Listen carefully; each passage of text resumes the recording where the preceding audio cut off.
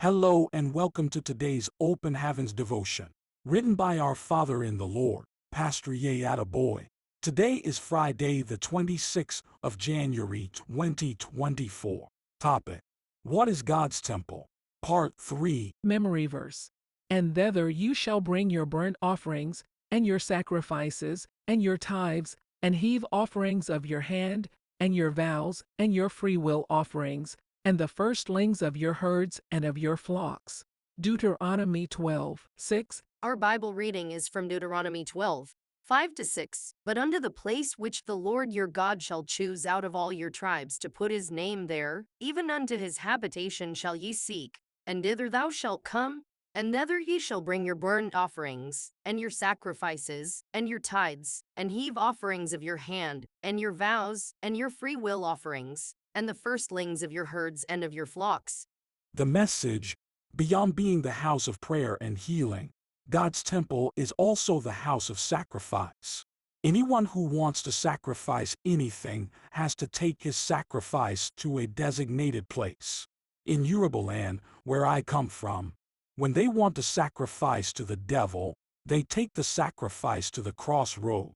And when they want to sacrifice to witches and wizards, they put it behind an iroko tree.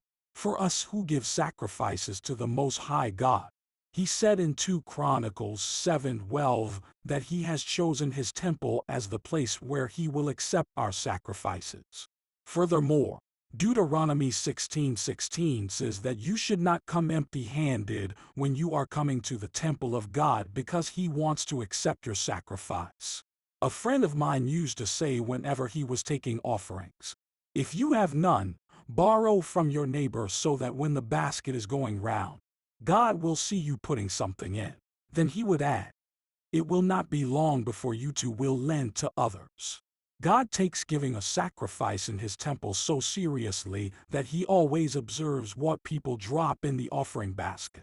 In Mark 12:41-44, Jesus watched the offerings that people gave and weighed which ones were sacrifices and which were not. This tells you clearly that God is keen on accepting sacrifices in his temple. Some people say that because they don't trust their pastor, they will rather give to the poor than give in church. First, I don't understand why they have a pastor they believe to be a thief. Secondly, it is good to give to the poor. Proverbs 19:17 says that when you give to the poor, you are indirectly giving to God. However, you must never neglect giving your sacrifices in the house of God itself.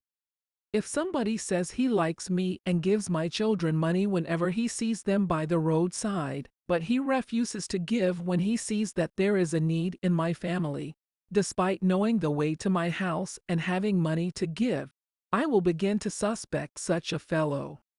It will be clear that he isn't giving to my children because he likes me, but for other reasons.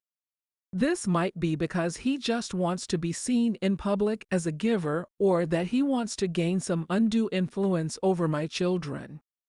It's the same when you claim to give to the poor in the name of God, but never give in the house of God itself. Key point: make it a point of duty to never go to the house of God empty-handed. It is a place of sacrifice. Until tomorrow, go and win with Jesus. God bless you, and bye for now.